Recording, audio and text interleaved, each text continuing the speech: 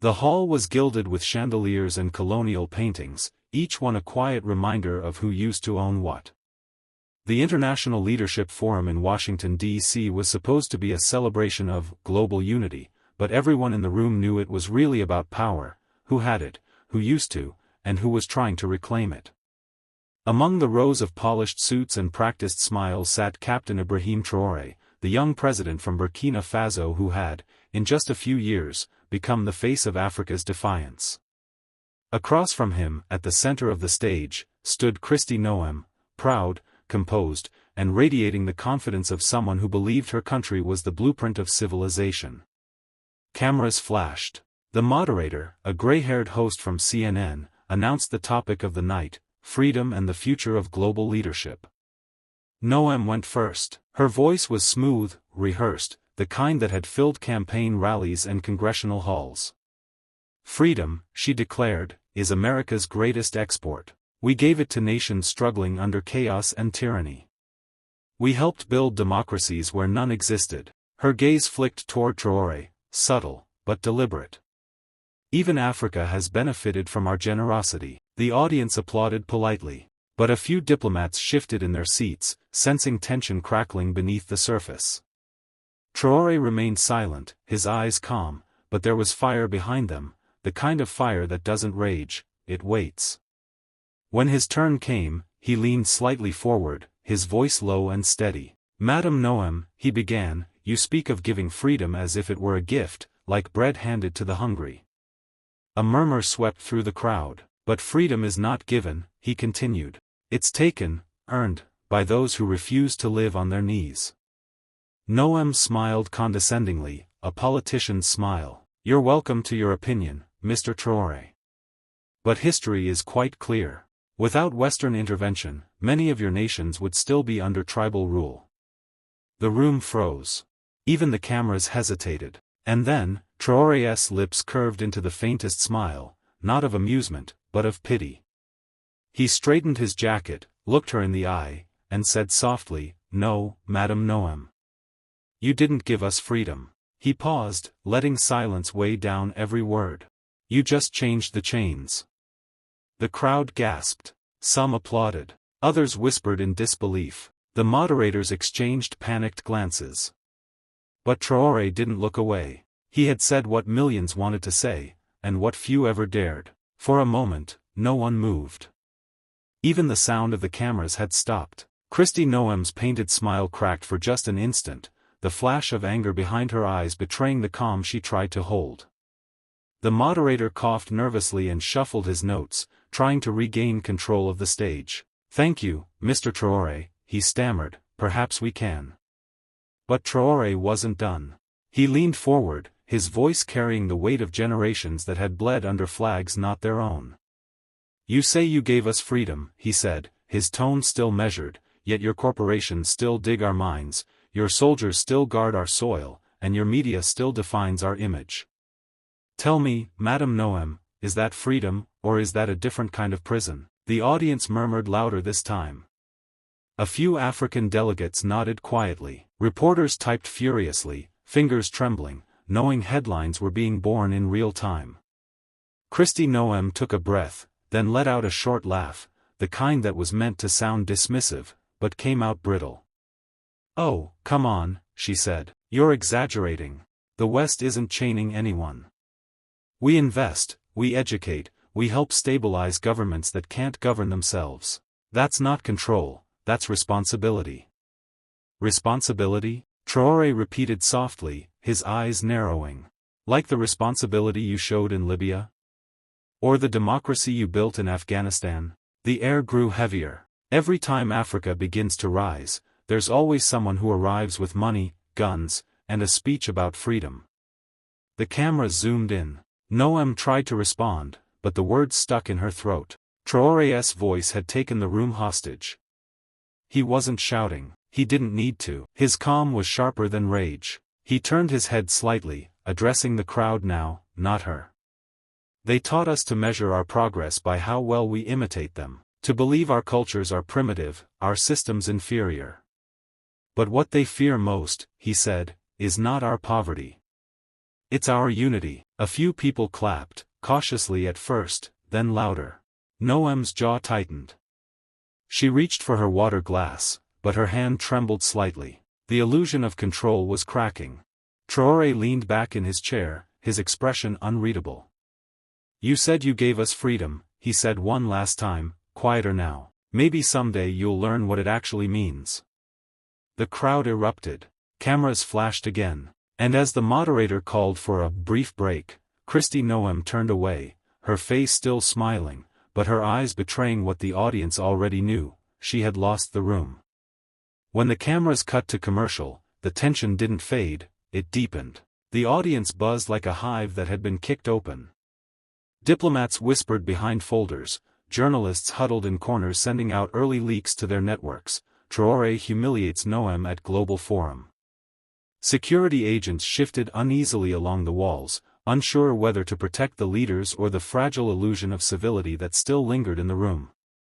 Kristi Noem stood by the glass podium, breathing through her nose, her knuckles white around a stack of notes.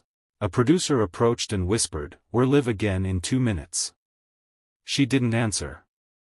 Her mind raced, not just with anger, but fear. Fear that the young African soldier who had turned into a president had just dismantled decades of American narrative in under 5 minutes. Meanwhile, Ibrahim Traoré remained seated, still, almost serene. He was not celebrating, he was remembering. He remembered the faces of miners covered in red dust, the mothers who buried sons so foreign corporations could claim economic stability.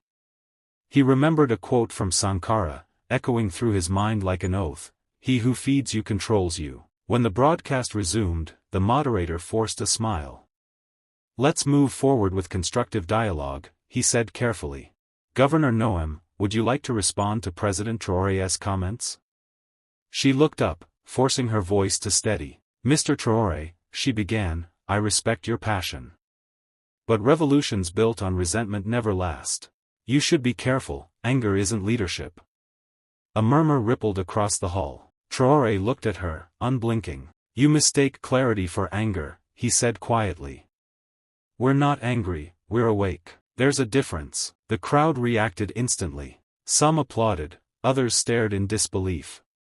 Traoré continued, each sentence deliberate, like hammer strikes on marble. "Africa's problem was never a lack of resources, it was too much of them. You called it development when you took what was ours, and called it aid when you returned crumbs." Noem tried to interrupt, but he raised his hand lightly. "You said you gave us freedom.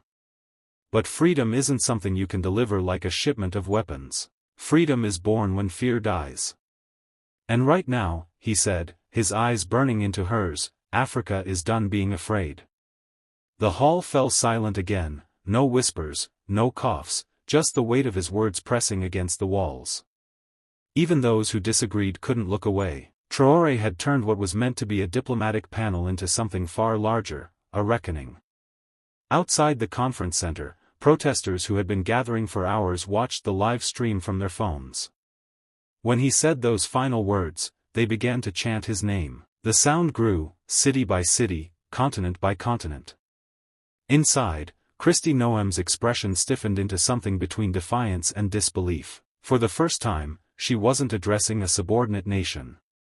She was standing before a man who spoke like the future, and the future wasn't asking for permission anymore. As the applause rolled through the hall, it wasn't polite anymore, it was raw. The kind of applause that breaks rules, that ignores the official agenda and honors the truth instead. Journalists in the front rows stopped taking notes and simply watched, stunned, realizing they were witnessing the kind of moment that rewrites history books.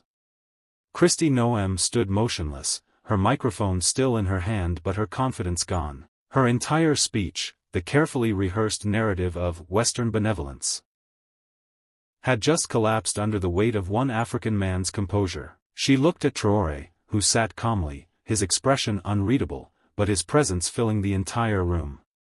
When the moderator finally spoke, his voice trembled slightly. "Perhaps we should move on to audience questions." It was a desperate attempt to steer the discussion back to safety. But the safety was gone. A diplomat from Ghana stood up. "With respect," he said into the microphone, the question has already been answered. Freedom is not given. It's reclaimed. The room erupted again. Noem forced a smile, the kind politicians wear when they've already lost but still hope the cameras might be kind. You speak beautifully, Mr. Traoré, she said finally. But beauty doesn't build nations. Discipline does. You'll see that soon enough. Traoré turned his gaze toward her, and the calm in his eyes cut deeper than anger ever could. Discipline, he said softly. It's easy to talk about discipline when your wealth was built on our suffering. You disciplined us for centuries, with whips, with debt, with the illusion of aid. But now, he leaned forward, we are learning a different kind of discipline, the discipline to never kneel again. The air thickened. The cameras caught the flicker of emotion across Noem's face, shock, perhaps even a sliver of respect. But she couldn't afford to show it. You think defiance makes you strong? She asked, trying to sound superior again. No, Traoré replied. Truth does. And truth doesn't ask for permission. For a long moment, no one spoke. Even those who came to defend the West found themselves unable to look away. In Traoré's voice, there was no vengeance, no bitterness, just the steady conviction of a man who knew he was part of something far bigger than himself. Later that night, clips of the confrontation flooded every corner of the internet. African president destroys Western hypocrisy on live TV. Traoré versus Noem, the moment America went silent. On social media, one sentence echoed more than the rest. They didn't give us freedom, they just changed the chains. By morning, that phrase had become a movement. By dawn, the world had already chosen sides. In Paris, London, and Washington, newspapers called Traoré's words provocative. In Accra, Lagos, and Johannesburg, they called them revolutionary. But to the millions who had felt invisible for too long, his speech wasn't politics, it was truth, spoken out loud for the first time. Kristi Noem's team scrambled through the night, trying to frame the narrative. They released a statement calling the exchange a misunderstanding, but the footage spoke louder than any press release. Clips of her laughter, that moment she mocked him, were replayed beside Traoré's calm defiance. The contrast was brutal. In Ouagadougou, crowds filled the streets. They held signs reading, "No more chains," and "Freedom isn't a gift, it's a right." Young people painted Traoré's face on walls beside Sankara's, their two images united in purpose. Meanwhile, inside the presidential palace, Traoré sat in silence. He wasn't celebrating.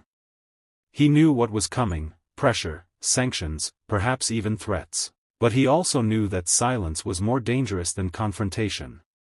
His advisor entered quietly. "Mr. President, America is demanding clarification. They want you to retract your words." Traoré smiled faintly. "You can't retract the truth," he said.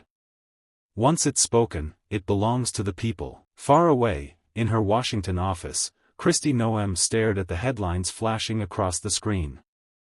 Traoré's words ignite a global awakening. Her jaw tightened. She had wanted to make him look small, yet somehow, she had made him larger than ever. For the first time, she understood what he meant when he said, "You just changed the chains." Because she could feel hers, invisible, unbreakable, tightening around her own legacy. 3 days later, Ibrahim Traoré stood once again before the cameras, not at a global summit this time, but in the heart of Ouagadougou. The city was alive with voices, banners, and songs that carried his name. From the rooftops to the markets, people chanted one phrase again and again: "We broke the chains." The square was overflowing. Farmers, students, soldiers, everyone had gathered to hear him speak.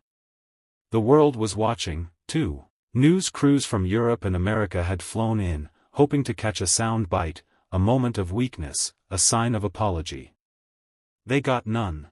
Traoré took the stage slowly, the Burkina Faso flag behind him waving in the dry Sahel wind. When he began to speak, his voice wasn't fiery, it was steady, the kind of calm that carries conviction deeper than anger ever could. "They told us that freedom was a gift," he said. "But what kind of gift demands obedience? What kind of liberation depends on approval? We have mistaken dependence for peace and silence for stability. That ends today." The crowd roared. Some cried. Others simply raised their fists. Across the ocean, Kristi Noem watched the broadcast from her office. Her aides whispered updates. #ChangeTheChains is trending worldwide. She didn't respond. Her reflection in the glass looked older somehow, not from years, but from realization.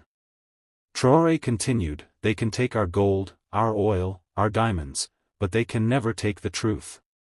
And truth is more dangerous to them than any weapon we could ever hold. For a moment, the sound in the square swelled into something that didn't feel like politics anymore. It felt like history turning its page. He ended the speech with one final line. Africa's freedom was not given, it was stolen, reclaimed, and now guarded. And at that instant, no one, not even the mighty West, could silence him. That same night, a storm gathered, not in the skies, but in the halls of power. In Washington, a closed-door meeting was called. Kristi Noem sat among senators, advisors, and corporate magnates who had long profited from Africa's quiet submission. On the table lay printouts of Traoré's speech, underlined and annotated like a battle plan. He's dangerous, said one official flatly. Not because of weapons, because of words. Every sentence he speaks spreads faster than our policies. Noem clenched her jaw. Then maybe it's time we remind him who runs the global system, she said. Her voice was calm, but beneath it was frustration, the kind that comes from realizing control was slipping away. Meanwhile, in Ouagadougou, Traoré met with his cabinet. The mood was different. Determined. Hopeful. They'll try to break us, he said, standing at the head of the wooden table. Through trade, through lies, through pressure. But the world is watching now. If they move against us, they expose themselves. His foreign minister spoke up, Mr. President, France has already called an emergency consultation. They're warning of economic consequences. Traoré nodded slowly. Let them warn, he replied. Empires fall the moment they start issuing warnings.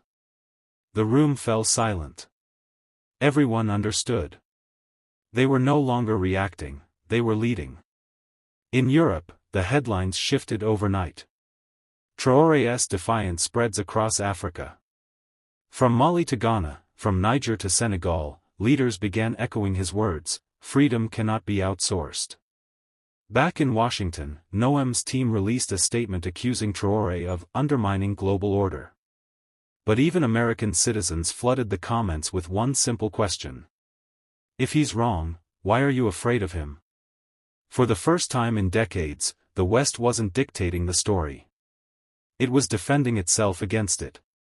And as Traoré watched the sunrise from the balcony of his palace, he whispered softly to himself. Even the empire can feel the tremor, the sound of Africa standing. By morning, the tremor had become a wave. Across Africa, flags rose higher, and streets filled with voices chanting Traoré's name. He had not just defended Burkina Faso, he had reignited something buried deep in the continent's soul. From Lagos to Nairobi, murals appeared overnight with his quote, "They didn't give us freedom. They just changed the chains." International media scrambled to contain the fire. Western outlets called him divisive, dangerous, a populist in uniform. But the more they attacked him, the stronger his message grew. Because for the first time in decades, Africa wasn't listening through their microphones, it was speaking through its own. In London, protesters gathered outside the French embassy holding signs, "Hands off Africa." In Paris, students wore shirts that read, "Traoré was right." The establishment couldn't understand how their own citizens had turned the speech into a global rallying cry. Meanwhile, in Washington, Kristi Noem appeared on a late-night news broadcast. The host asked, "Governor, you said you gave Africa freedom. But President Traoré says you only changed the chains. How do you respond to that?" She froze for half a second, just enough for the cameras to catch it. Then she forced a smile. "I think he's being ungrateful," she said. "America has always stood for liberty." The clip went viral within hours, not for her answer, but for what followed. The screen split to show African villages with no water, children mining gold for foreign companies, and a single caption beneath it all. Liberty? Back in Ouagadougou, Traoré met with young entrepreneurs and students. This movement isn't about hate, he told them. It's about memory. They taught us to forget our worth. We're just reminding the world who we are. The crowd applauded, but he wasn't smiling. He knew the storm was only beginning. The empire would not forgive humiliation. But Traoré had already accepted his role. He wasn't here to be liked. He was here to make history remember. The backlash came swiftly. Within a week, the United States, France, and the UK issued coordinated statements condemning anti-Western rhetoric in Africa. Aid programs were temporarily suspended. Trade discussions postponed. News anchors read the same words on 3 different continents. Traoré's nationalism threatened stability. But in Ouagadougou, the response was silence, not fear, but focus. Traoré gathered his cabinet in the strategy room beneath the presidential palace. Maps, data, and satellite images lined the walls. They think cutting funds will break us, he said quietly. They forget, hunger taught us to survive long before they taught us to beg. His Minister of Economy raised a concern. Mr. President, their companies are pulling investments. The franc will drop. Traoré looked up sharply. Let it. Maybe it's time we stop measuring our worth in their currency. At that moment, an aide entered holding a report. Sir, there's something else. Governor Noem has called for sanctions on any African nation that aligns with your policies. The room tensed. Traoré smiled slightly. When a liar shouts, it's because truth hurt her first. That night, footage of Noem's press conference aired worldwide. She stood at a podium, angry and defensive. If Traoré wants to defy order, she said, he'll face consequences. Within hours, his reply appeared on every major African network. If justice is chaos to them, then maybe order was never just. The quote spread like wildfire. Protesters in Accra, Dakar, and Johannesburg carried it on banners. Order for them means silence for us, they chanted. In Paris, a journalist asked President Macron, why does one African soldier scare so many Western leaders? The room fell awkwardly quiet. And somewhere in the quiet of his office, Traoré watched the coverage. Outside, the city lights flickered like stars. They'll come harder, he whispered to himself. Let them. Every threat they make only sharpens the truth. He knew what was next. The war of words was ending, and the fight for sovereignty was about to get real. The next dawn broke red over Ouagadougou, not from fire, but from the sun rising on a country reborn. The sanctions had hit. The banks were trembling. Imports slowed. And yet, the streets were louder than ever. Drums echoed through the capital as thousands gathered with banners reading, "We are the gold they can't steal." In the courtyard of the presidential palace, Ibrahim Traoré addressed his people once more. His voice was hoarse, but his resolve was iron. They wanted us to kneel, he said, but they forgot, you can't chain a people who have already learned to walk through fire. The crowd roared. Around him stood farmers holding tools instead of weapons, students holding books instead of slogans. This was no army, it was a nation. Half a world away, in Washington, Kristi Noem watched the broadcast. Her phone buzzed non-stop. Calls from diplomats, from angry donors, from corporate lobbies. Every one of them asking the same question, how did we lose control? And she had no answer. Because the truth was simple, Traoré had changed the conversation. He didn't fight the empire with missiles or sanctions. He fought it with memory, dignity, and words that couldn't be silenced by fear. Later that evening, alone in his office, Traoré stood before a map of Africa. The borders, once drawn by colonizers, now looked fragile, like pencil lines waiting to be erased. One day, he murmured, they'll call this the generation that stopped asking for permission. His advisor entered quietly. Mr. President, the world is still watching. They expect a reaction to the sanctions. Traoré turned slowly, a faint smile on his face. Then give them one. He handed over a letter addressed to the UN, written in bold ink. Its first line read: Burkina Faso hereby withdraws from all aid programs conditional upon obedience. When the letter went public, the reaction was seismic. Western leaders called it reckless. African citizens called it revolution. And across the continent, a new chant rose like thunder.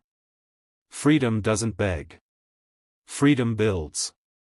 That night, as the palace lights dimmed, Traoré stood on his balcony looking over the city. The drums had quieted, but the air still vibrated with pride. He whispered into the wind. They said they gave us freedom. No, we took it back. Then, for the first time in a long while, Ibrahim Traoré smiled. The chains had not just been broken, they had been melted into the foundation of a new Africa.